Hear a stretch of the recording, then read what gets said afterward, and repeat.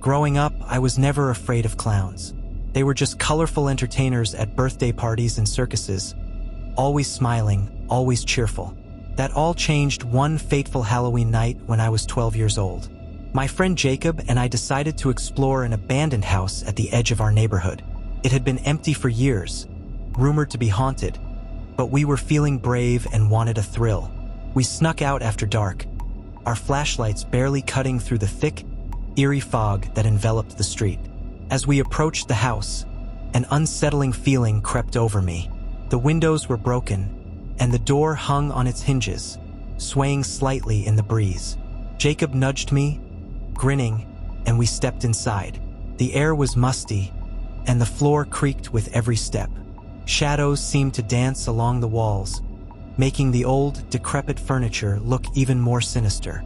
We made our way to the living room, where an old television set sat in the corner, covered in dust. That's when we saw it. A large, dusty painting of a clown hanging above the fireplace. Its face was painted in bright colors, but its eyes were dark and hollow, almost lifelike. I felt a shiver run down my spine as the clown seemed to stare right into my soul. "Let's go upstairs," Jacob whispered, breaking the eerie silence. Reluctantly, I followed him up the rickety staircase. At the top, we found a series of small, empty rooms, all except one. The door to the last room was slightly ajar, and a faint light flickered inside. We cautiously pushed the door open, revealing a child's bedroom. Toys were scattered across the floor, and a small bed with a clown-themed bedspread sat against the wall.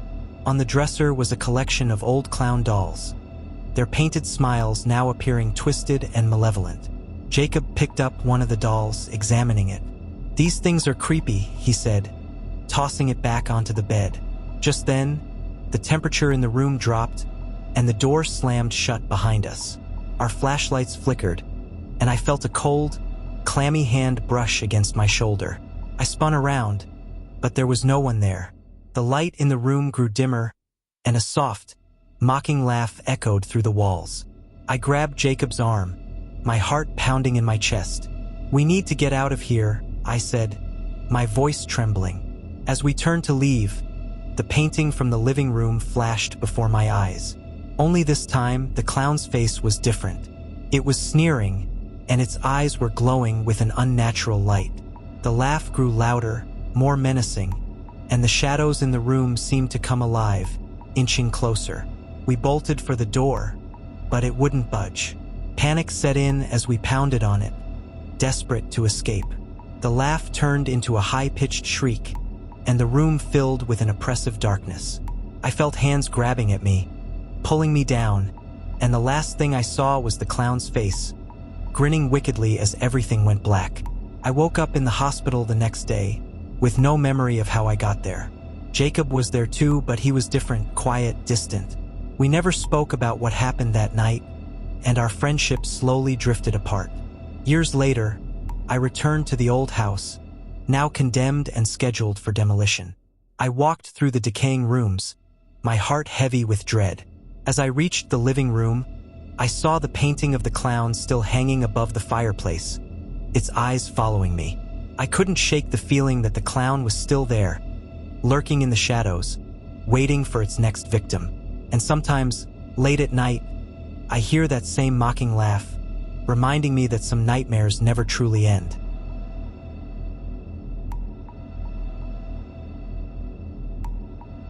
It started when I moved into my new apartment, a modest place on the outskirts of town.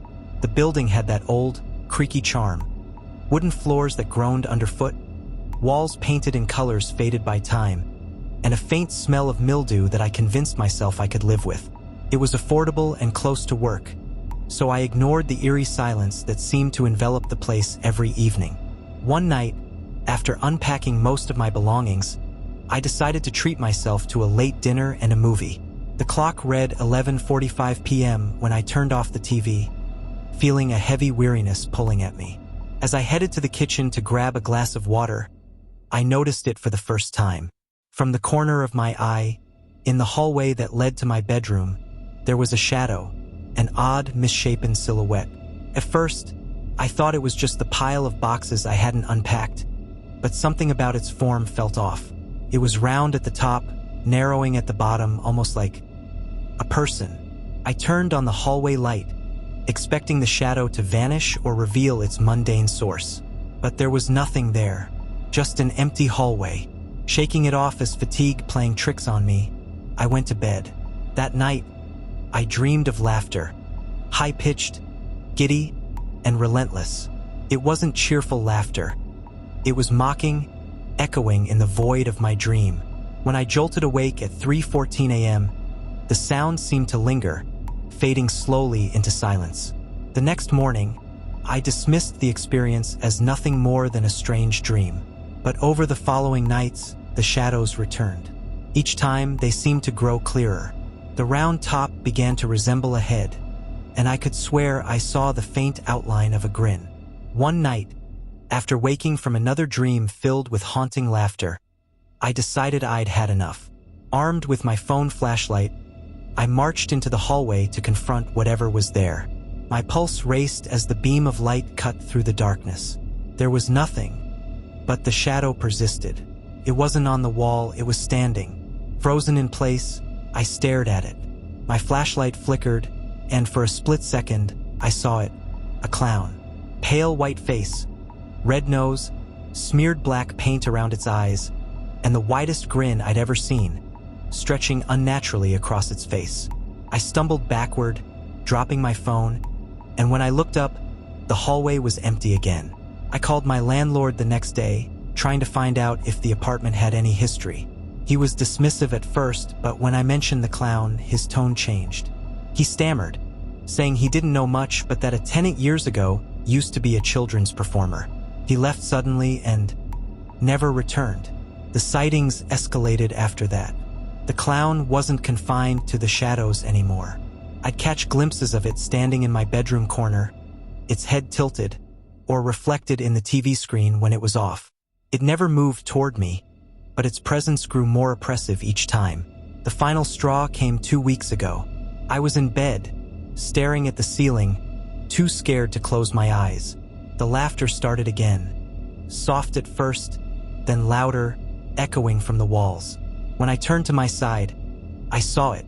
The clown was sitting on the edge of my bed, its head twisted at an unnatural angle. Its grin so wide I thought its face might tear apart. "I like it here," it whispered, its voice a raspy hiss. I ran. I didn't pack, didn't grab anything. I left the apartment that night and never went back. But here's the thing that keeps me up at night. When I moved into a new place, far from that cursed apartment, I thought I was safe.